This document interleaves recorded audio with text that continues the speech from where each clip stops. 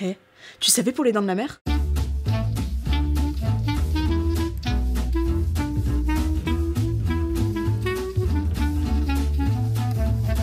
Déjà, dans cette vidéo, on va plus se concentrer sur les anecdotes rigolotes et la fabrication chaotique du film. Ça a été une production cauchemardesque et ça tombe bien parce que cette vidéo est sponsorisée par Shadows, une plateforme de streaming d'horreur française. Je vous en reparle en fin de vidéo avec une petite surprise.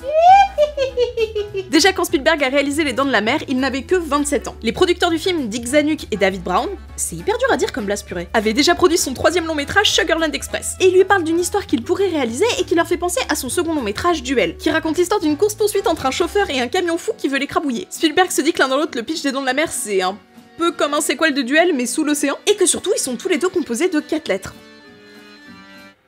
Et oui.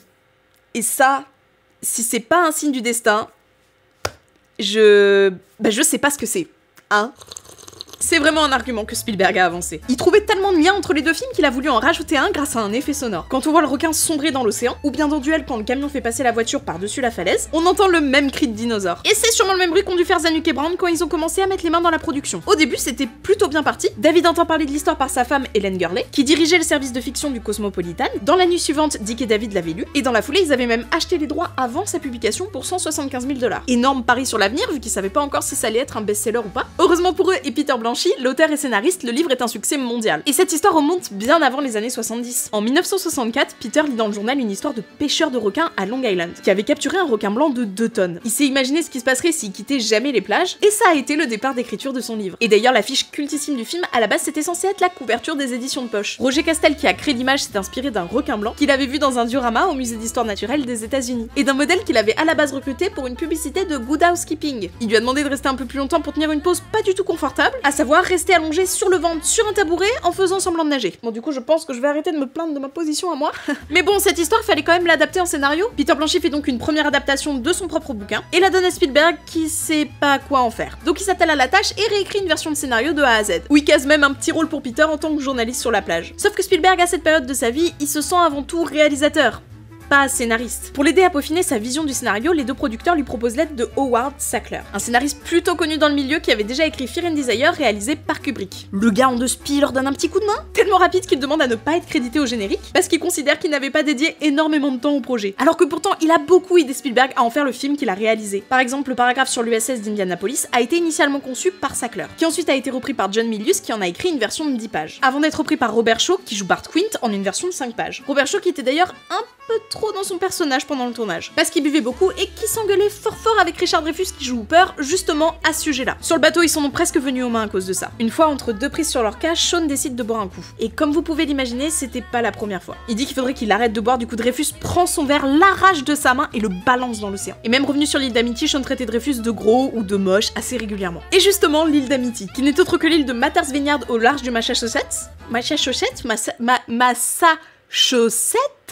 évidemment, et bah ils étaient pas très chauds pour qu'ils tournent chez eux. Tout simplement parce qu'avoir un faux requin dans leurs eaux en sachant qu'il y avait des voiliers et des bateaux qui passaient par là, oh bah ça leur faisait moyen zizir quoi. Autant vous dire qu'ils surveillaient autant les côtes que le chef Brody à la plage. D'ailleurs ce plan qui est juste emblématique dans le film, il est inspiré de Vertigo d'Hitchcock. Ce dolly zoom, il a été inventé par Irving Roberts, le directeur de la photographie sur Vertigo. Pour ceux qui connaissent pas, ça consiste à avancer la caméra et à dézoomer ou zoomer en même temps à un rythme constant. À savoir, si vous avancez la caméra, vous allez dézoomer, et si vous reculez la caméra, vous allez zoomer, pour déformer la perspective sans déformer le premier plan. J'aurais bien aimé qu'il le fasse aussi quand Madame Knitter donne une gifle à Brody, d'autant plus qu'elle était pas du tout simulée. Lee Fierro galérait à la jouer. Du coup, Schneider s'est vraiment pris une tarte pour le bien du film. Et en parlant de tarte, figurez-vous que des années plus tard, Lee Fierro qui joue la mère d'Alex et Jeffrey Voorhees qui jouait Alex se sont retrouvés par hasard dans un restaurant sur l'île. En fait, Fierro s'est arrêté dans un restaurant de poissons où un des sandwichs au menu s'appelait le Alex Kinter Shark. Elle signale à la serveuse qu'elle a joué dans le film, et il s'avère que le propriétaire n'était autre que le petit Jeffrey en personne. Le même qui s'était fait manger par le requin qu'on n'a toujours pas découvert à ce moment-là du film d'ailleurs, et en réalité on le voit même pas avant au moins la moitié. Tout au long du film, il est beaucoup plus suggéré que montré. Et c'était pas juste par manque de moyens techniques, c'était une vraie volonté de Spielberg. Il voulait laisser l'imaginaire du spectateur faire son travail pour que ça le rende plus effrayant. Après, c'est vrai que la musique, ça a un peu aidé. D'ailleurs, quand John Williams, qui l'a composé, l'a présenté à Spielberg, il s'attendait pas à cette réaction-là, je pense.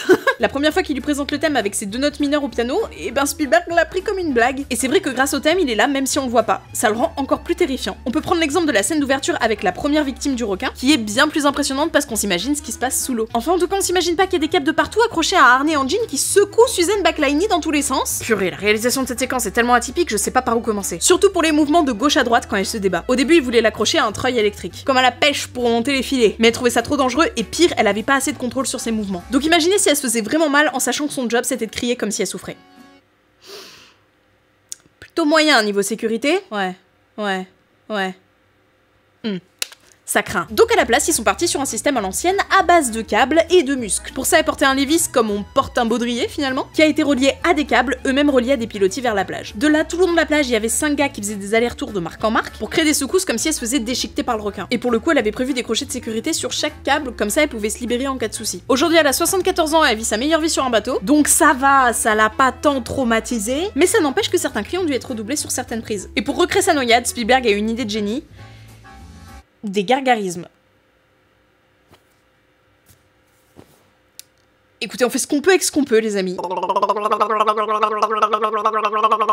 En gros, il lui versait de l'eau dans la gorge pour faire comme si elle coulait, ce qui devait sembler extrêmement bizarre vu de l'extérieur. Mais en vrai, on y voit que du feu, on dirait vraiment qu'il y a un requin en dessous d'elle. Et c'est pas pour rien parce que dans le film, ils ont intégré des prises de vue réelles sous-marines de requins blancs. Pour ça, ils ont engagé une équipe de plongeurs experts en requins qui ont tourné des images sur les côtes australiennes avec de vrais requins blancs. En revanche, le requin ne mesurait que 4 mètres de long alors que dans le film, il devait mesurer 8 mètres. Pour faire paraître le requin plus grand, Spielberg avait pensé à un truc. Mettre une mini personne dans une mini cage pour jouer sur l'échelle. Apparemment, l'acteur était pas méga à l'aise avec le concept de plonger avec un requin autour de lui, mais je vous rassure, au moment où la cage se brise, c'est pas lui qui était dedans. Sinon, il aurait fait un infarctus, le pauvre. C'est un mannequin qui avait pris sa place, sauf que les requins ne l'attaquaient pas du tout. Ça faisait déjà une semaine qu'il shootait et toujours pas un barreau tordu à l'horizon. Et là, miracle, la cage qui était suspendue dans l'eau commence à bouger. Un requin avait accroché son nez au treuil qui la suspendait. Il essayait d'avancer, mais il s'est retrouvé bloqué et il est devenu dingue parce qu'il arrivait pas à s'en sortir. Coup de bol, un des plongeurs filmait à ce moment-là, et même s'il y avait personne dans la cage, ils ont gardé la séquence. Ils sont même allés jusqu'à changer le scénario tellement elle était ouf. Mais pourtant, dans le film, on voit bien qu'il y a Hooper dans la cage. En fait, certaines parties ont été filmées à partir d'un scaphandrier dans les studios de la MGM pour avoir des plans beaucoup plus serrés. Dans l'eau, il y avait un dispositif métallique auquel le requin était attaché. Et il pouvait bouger d'avant en arrière ou sur le côté de manière fluide. Contrairement au premier requin qui avait été créé où c'était vraiment pas ça niveau technique. Cette anecdote est plutôt connue, surtout qu'elle a été l'une des plus grosses sources de chaos sur le tournage avec les courants marins. Mais le requin ne marchait pas du tout les premières fois. Parfois, ils attendaient pendant des heures pour au final ne même pas tourner certains jours. C'est pas faute d'avoir essayé parce que Joe Alves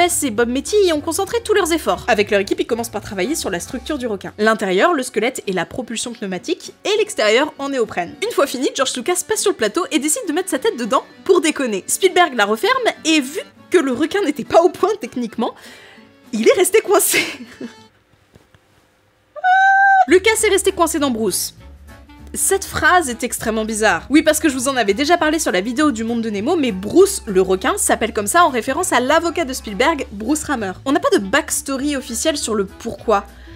Mon hypothèse, c'est peut-être parce qu'il était casse-couille. Entre les forts courants qui l'empêchaient de fonctionner et les mécaniques qui se brisaient constamment, c'était juste insupportable pour toute l'équipe. Dites-vous qu'une fois, il a carrément coulé dans l'océan. Heureusement, il y avait aussi des ailerons qui le tractaient dans l'eau. Et les barils jaunes qui leur a bien sauvé la mise et du temps. D'autant plus que Spielberg prenait de plus en plus de retard sur le tournage. Il devait initialement durer 65 jours pour une sortie à Noël 74. Mais a duré 159 jours et n'est sorti qu'en juin 75. Et encore là, c'est vraiment que le début des galères. Du requin qui veut pas fonctionner à Roy qui veut lui tirer dessus et qu'aucun coup ne part en passant par le au secours, le bateau cool, alors qu'ils étaient pas du tout en train de tourner la fin du film. Justement, à cause des barils, quand ils étaient tous sur leur cas, ils shootaient à environ 70 mètres des côtes de l'île à côté de Matter's Vineyard. Sur le bateau, il y avait les 3 acteurs, Freddy Zendar qui supervisait le bateau, et John Carter qui a enregistré le son avec une Nagra, un enregistreur portable. Pour que les barils aient l'air de foncer sur le bateau, ils les avaient attachés à une vedette qui les tractait de plus loin. Mais en plus de ça, ils avaient installé un crochet à l'un des bords de leur cas, juste en dessous de la ligne de flottaison pour pas qu'ils se voient. Donc la corde qui tractait les barils passait par le crochet pour faire comme si le requin fonçait sur eux. Mais le problème, c'est que la vedette qui les tirait est allée super vite. Et avec la vitesse, elle a emporté le crochet et les planches de la coque du bateau en prime. Le bateau a commencé à couler, panique à bord, sans mauvais jeu de mots. Ils essayent de ramener le bateau le plus rapidement possible près des plages pour qu'il ne coule pas complètement. Bateau sur lequel Roy Schneider avait improvisé la réplique mythique "We're gonna need a bigger boat",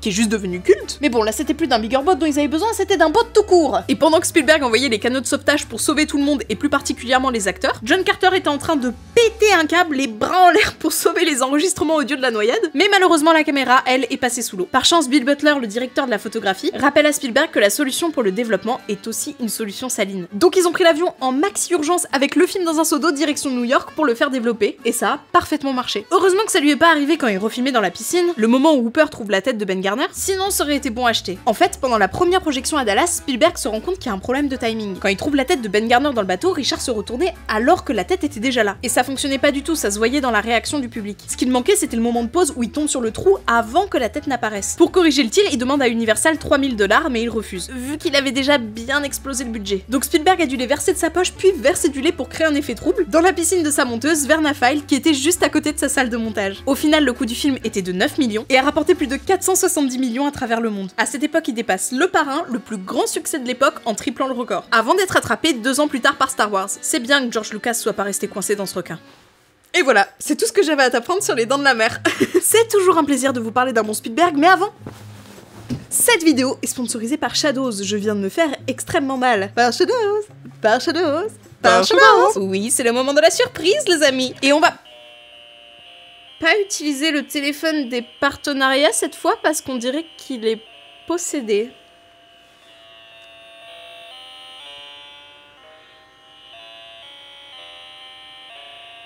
Écoutez, au moins il est raccord avec le thème, hein. Shadows, c'est une plateforme de streaming française de cinéma de genre créée par des passionnés. Comme je vous le disais en début de vidéo, Shadows est réputé pour être le king de la SVOD de cinéma horrifique. Et même si vous êtes comme moi à savoir... une grosse flippette. On rappelle, j'ai peur des portes qui claquent dans les Pixar. Y a pas que de l'horreur dispo sur la plateforme. Au contraire, on peut même dire qu'il y en a vraiment pour tous les goûts. Que ce soit du fantastique, des thrillers, de la SF, que vous pouvez mêler à votre guise avec d'autres tags pour trouver des films qui correspondent à vos envies. D'ailleurs, je vous ai fait une petite sélection de mes films préf dispo sur Shadows que vous pouvez retrouver dans l'onglet sélection. Assez à l'image de la plateforme finalement, avec des films pas mal connus comme Old Boy ou des pépites comme Am en stock que j'aurais jamais découvert si je n'avais pas traîné mes gars de chez eux. Ils ont un catalogue très large de plus de 300 films avec des nouveautés et des exclusivités tous les mois pour 4,99 € par mois sans engagement. Et bonne nouvelle pour vous, vous avez un mois gratuit au lieu de 7 jours avec le code Clara. C'est incroyable, c'est mon prénom. Et encore meilleure nouvelle pour vous, avec Shadows, on a décidé de vous organiser un concours sur mon Instagram.